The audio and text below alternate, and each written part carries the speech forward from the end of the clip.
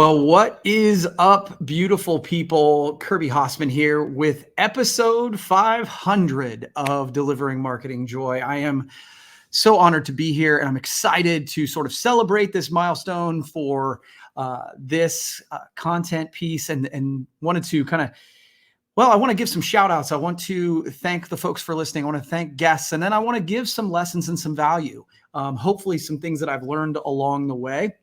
I just want to say right off the top that if you want to be involved in the show, if you want to ask me questions, a couple ways you can do it. Number one, in the comments. If you want to put your comment or your question in the comments, those will pop through. And then if you want to be invited onto the show to ask me a question live, that makes me a little nervous, a little anxious, but also excited. If you want to do that, there should be a link in the comments that you can kind of do that as well.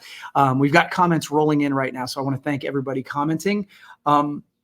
But I want to dive in if you guys are good with this. It really is hard to believe that it's been 500 episodes.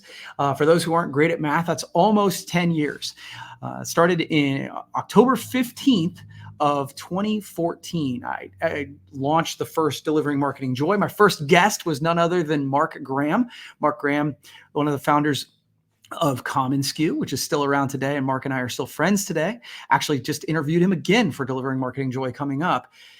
And over the years, I've just been blessed, right? I've been blessed with tons of opportunities, tons of amazing people, both in and out of the industry, in the promotional products industry, amazing rock stars, but outside of the industry that I've had the opportunity to interview, learn from, and I've gotten a ton out of this content journey, and I hope many of you have as well.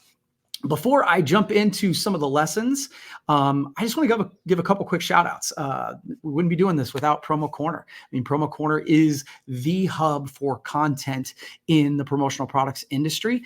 They've been a long supporter of the show and then many other pieces of content that I've done. So thank you, gang. So appreciate that. Lori, Joel, Hallie, all of you over there. So thank you so much. Hallie, of course, is sort of running the show behind the scenes right now. So thanks to her, because that causes me a lot less anxiety than having to do all that as well. Just a quick shout out to Dustin Haywood and the whole Hossman marketing team. But Dustin Haywood has probably edited more of these episodes than even I have. And so I appreciate him and the rest of the team for doing that. And of course, my family for just letting me show off on the internet for a long period of time. So that's where I wanted to start. So I wanted to take this to not only, I appreciate all the nice comments, but I also don't want this to just be this celebration of lauding me. I want there to be value. If you are going to take the time out of your day to listen to this, I wanted to give you just some things that I've learned along the way that hopefully will provide you some value. So I'm going to jump into these now.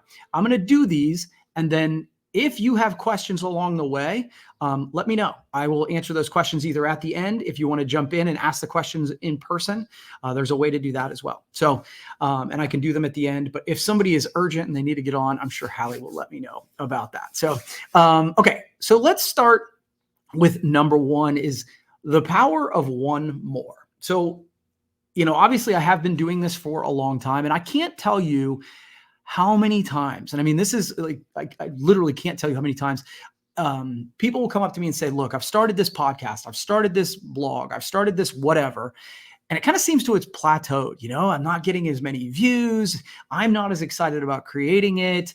It doesn't seem to have the results, whatever. And so they always ask, what should I do?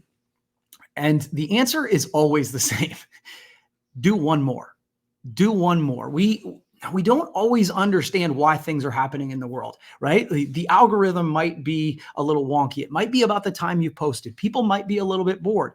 A lot of your audience might be on vacation. There's a million reasons. Timing of posting.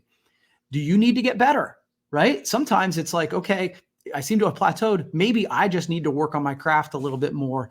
Do I need to create better copy that will get people interested? I need to get better guests. And what I found is that almost all of these are created by doing one more. The saying that I hear all the time is consistency creates mastery. And I think that there is so much truth to that. Consistency creates mastery. And the story I've told quite a few times, I'll make it quick here, is I was on about episode 20. And actually, Mark Graham and I got the opportunity to interview Seth Godin, who's a hero of mine. And before we went live, and this is 10 years ago, folks, we were doing a live podcast interview with Seth, and we were going back and forth before we went live. And Seth said, "Oh yeah, I've seen Delivering Marketing Joy." And that was good for my heart. Right. And he mentioned some specific things of the episode. So I knew he'd watched. And he said to me, "Keep going. In 3 years, you'll be glad you did." Now, at that point, I was at like episode 20. I didn't have 21. Right? And so it inspired me to keep going. And then on episode 100, Seth was gracious enough to be my guest. So if you are doing anything, honestly, but if you want to do content, if you want to create a blog or a podcast or whatever it is, and you feel like you've hit a rut, my advice, by all means, reach out to me. But my advice is going to be do one more. I think there is so much power in that. So that's lesson one. Lesson two. Lesson two is sort of the debate over quality and quantity. People ask all the time, it's like, well, should I focus on quality or quantity? And that's a tough one, because I think people ask that because they know that it's really hard to say quantity, right? No, you should put out crap as much as possible. And so it's an unfair question. And I think the question comes from perfectionism. That's the voice in our head that says, well, gosh, if I can't do it right, I won't do it at all. And the challenge with that is it is hard to argue with, because we should be putting out quality. But I want to give you a couple things around that, because the answer is both. You need to be doing quality and quantity. First, do understand that when you hear that voice for yourself, it is perfectionism talking. It is perfectionism trying to talk you out of doing anything at all. And so it can be sort of intellectually lazy. So, and it doesn't sound like lazy. It's I'm a perfectionist. Great. You're never going to accomplish as much as you could.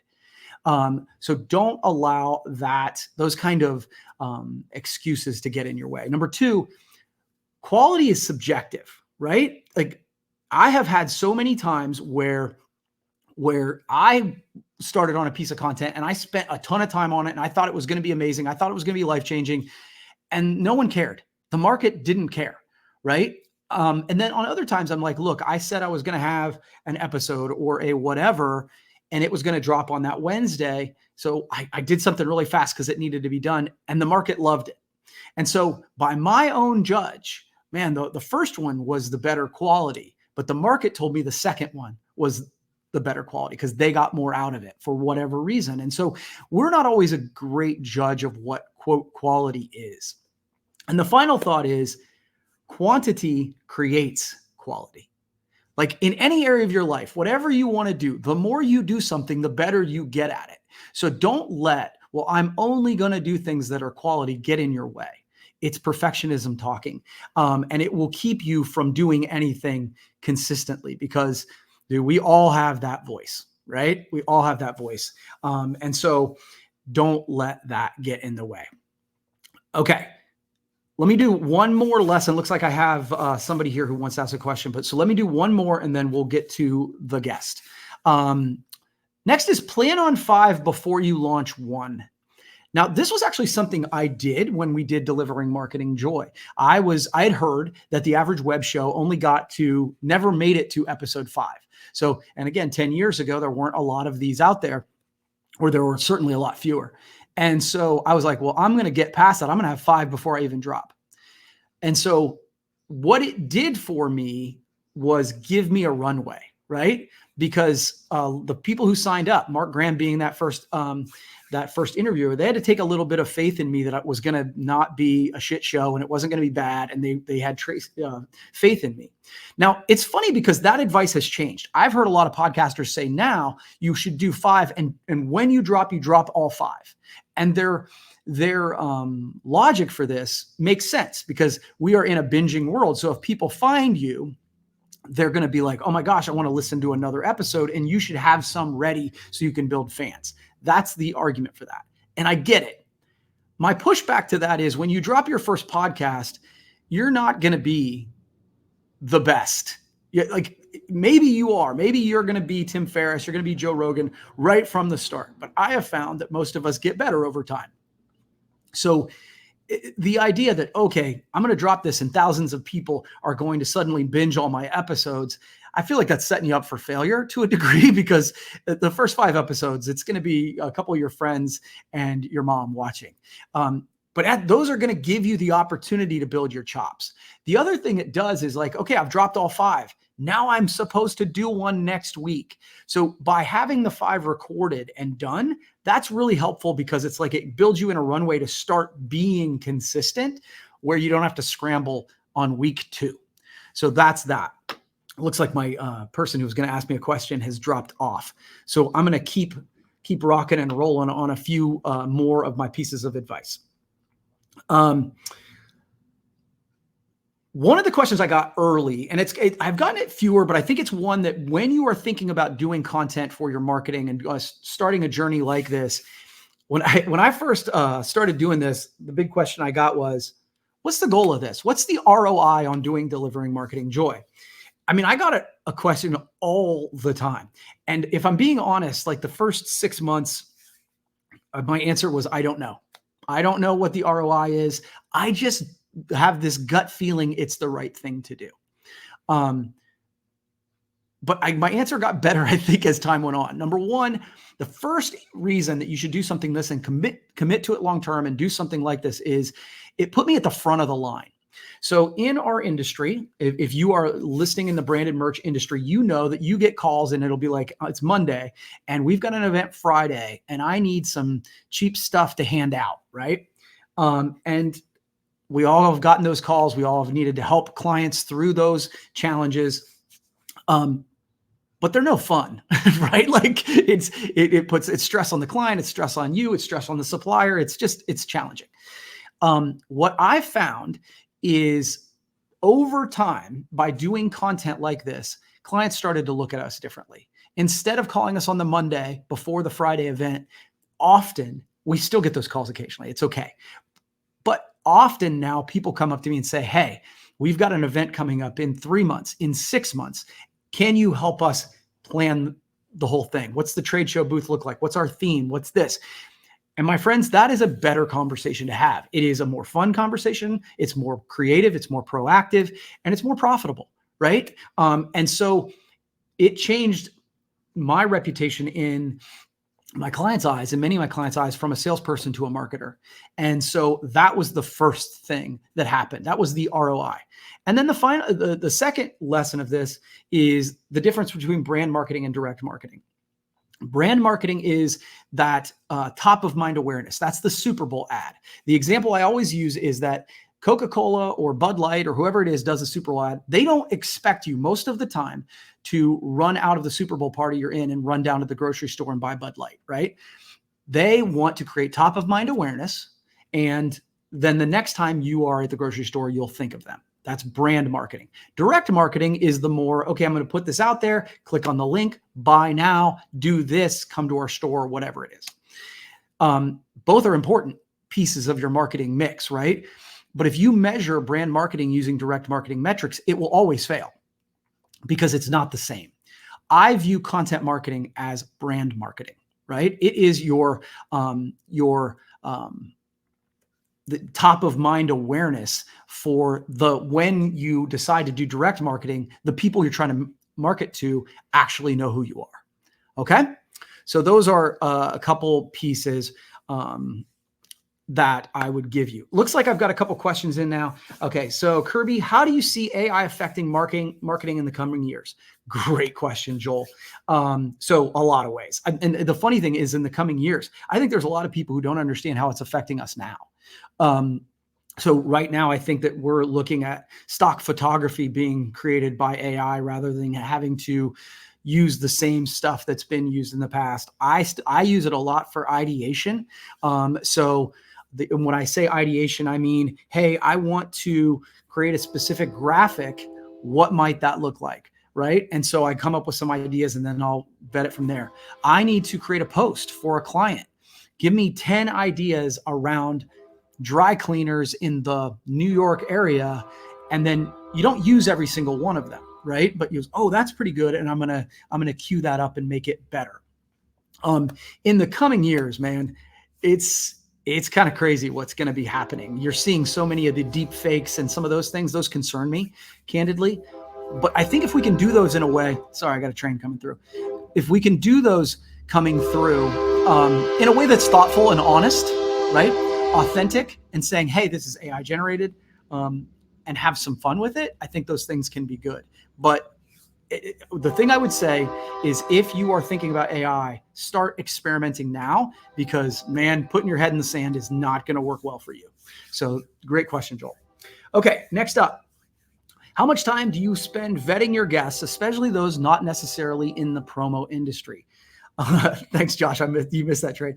So that's a great comment. Judy Brown, great question.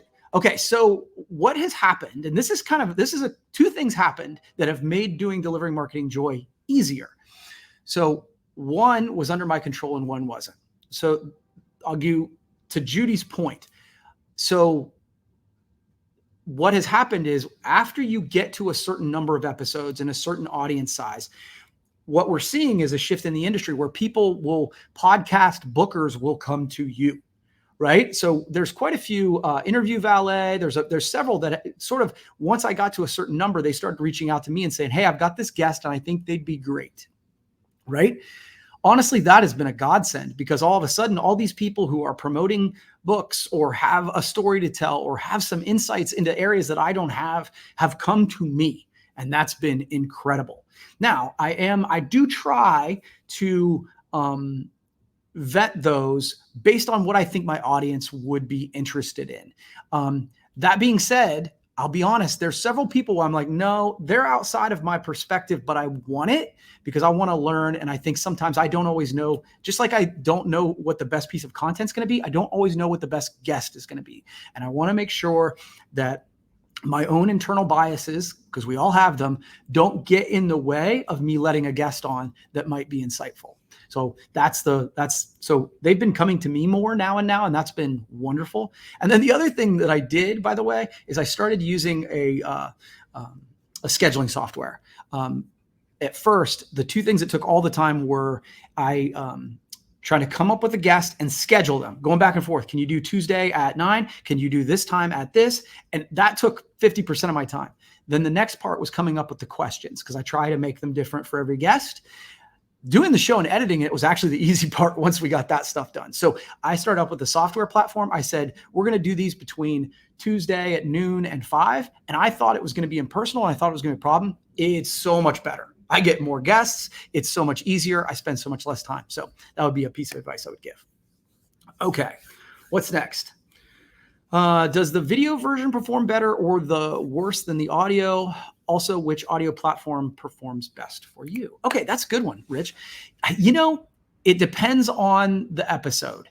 Honestly, Promo Corner probably has a better number on, the numbers that go to promocorner.com, which is where you should check out all of your great promo industry content. I would say often the pure numbers are probably audio, right? And I would say, I've got it through SoundCloud. Apple Podcast is probably the biggest there. That being said, I've just started going on Spotify in the last 6 months, and that's grown as well. So that's one of the things I really like is, I think, and that's sort of a lesson for content, is that people consume content differently. As much, I'm a video guy, but if it's a podcast, I'm going to listen to it as a podcast on audio while I'm running or working out. But then there's some stuff I want on video. And I think different people in different stages consume it differently. So I like that it's available in different areas, if that makes sense. All right. Jessica Onions. These are great questions, by the way. I love it. When you started DMJ, there weren't many pieces of content like this in the industry. Any suggestions to stand out in a now saturated field? Man, that's a good question, Jessica. So yeah, I think when I started doing this, it's funny. So this started out as a web show. There wasn't a podcast version of this at all until people asked me for it. So as I was learning, the funny story about this is that when I started it, and again, before it had launched, I told everybody I'm going to do a 10 to 15 minute web show. And to a person, every single person was like, that's too long. That's too long. Nobody's going to watch it. And now everybody I interview, especially those outside the industry, or, if they're not familiar with the show, everyone is like, man, this is really short. And I think it's one of those where you find a place that makes sense to you and stick with your guns. There's sometimes it goes long and sometimes it's short, but I think having that has helped me. But the advice I would give is to really, really hone in on the audience you want to serve. Because it will, once you create content that is specifically altered to fit into and serve a specific niche, it will give you so much more return on that. And the thing is the views aren't as important then, right? Because you can make money having a smaller audience if all of those people are people you can serve, not only through the content, but through your business. So niching down, I think, will actually allow you to grow up, if that makes sense. Okay. John Mahalio, my college tennis buddy. Love this. Okay. What advice do you have for those with podcasts about editing and publishing your own versus paying someone to do it for you? It seems like it could be overwhelming. Keep up the great work. Thank you. Okay. So this is great. So here's sort of my thoughts about this, John. Is it something you want to know how to do? So this is actually something I was thinking about literally yesterday. So my wife and I are doing some landscaping at our home. And I mean, not like we're throwing some mulch out. It's a little bit more, somebody's bringing in a track hoe and doing some real work there, putting in sandstone, all this stuff. So we have hired it done. And I was thinking about this and I'm like, okay, to me, it's like, this is A, I can't afford it. And B, it's a skill I want to learn. I'll just do it because I'm going to learn through it and I'll go through it. And I think I will say that once you learn the skills of editing a podcast, it's actually not that hard to do. But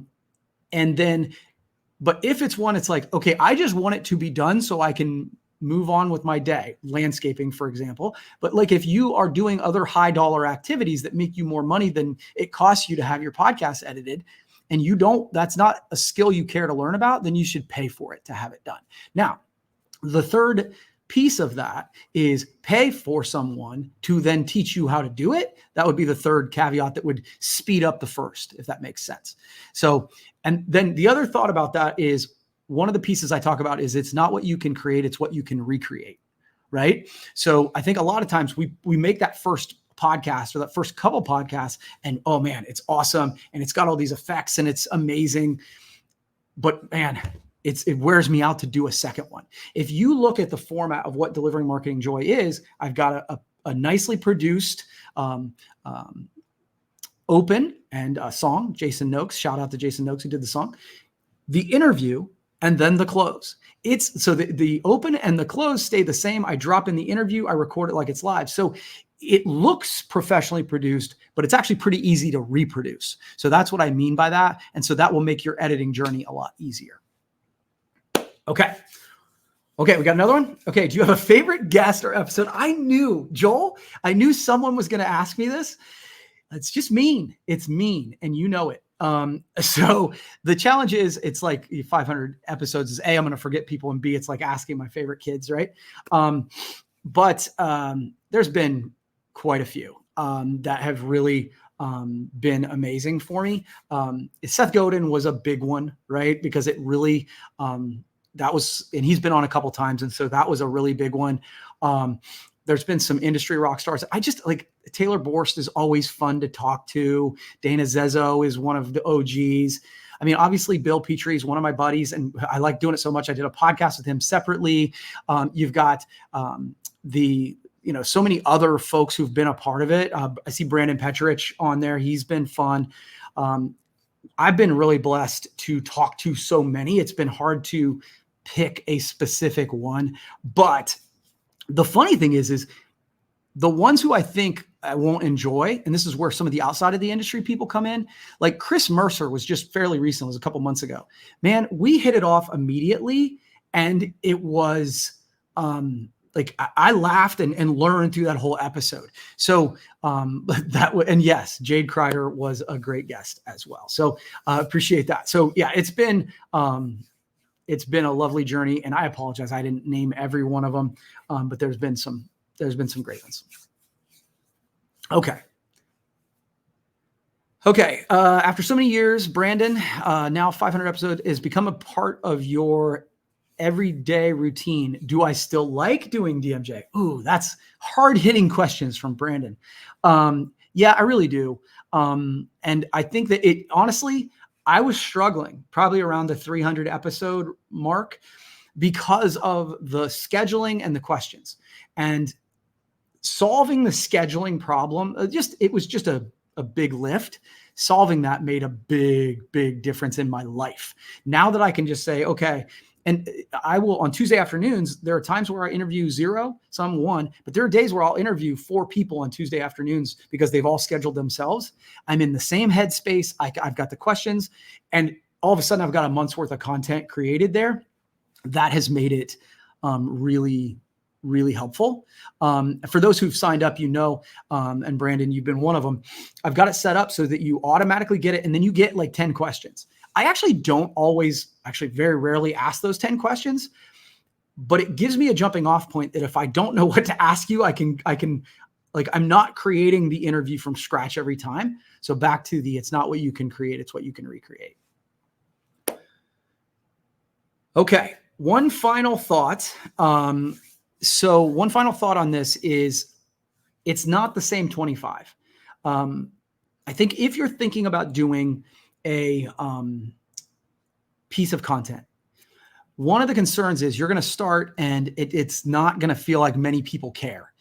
That's totally natural unless you are a movie star or somebody who's already got a level of fame. That's how it goes.